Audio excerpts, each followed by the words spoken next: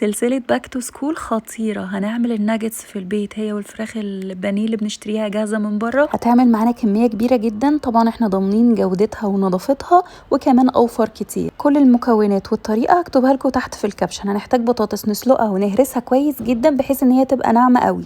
الفراخ بتاعتنا هنفرمها في الكبة كويس. بولة بقى هنحضر فيها شوية بهارات مع مية ونخلط الكلام ده ونركنه على جنب لغاية ما نكمل. بعد ما فرمنا الفراخ زي ما انتم شايفين كده والبطاطس اتهرست كويس، هنجمع المكونات كلها على بعض. البهارات حطيناها على الفراخ والبطاطس ونعجن الكلام ده كويس قوي مع بعضه. وبعدين نضيف لها بيضتين ونعجنها تاني كويس. نزود كمان نص كوباية بقسماط او لغاية ما تلاقوها متماسكة وما عادتش بتلزق في ايديكم.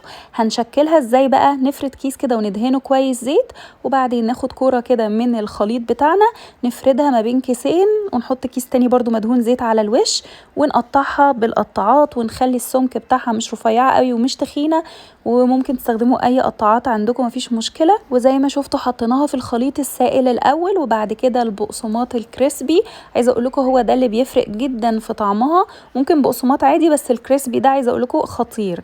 نشكلها الاشكال اللي احنا عايزينها، نفردها على حاجه مسطحه في الفريزر تتجمد 10 دقايق كده، وبعدين نبدا نجمعها في اكياس او في اطباق فوم ونحمرها. وعايزه اقول لكم بالهنا والشفا، جربوها وابعتولي.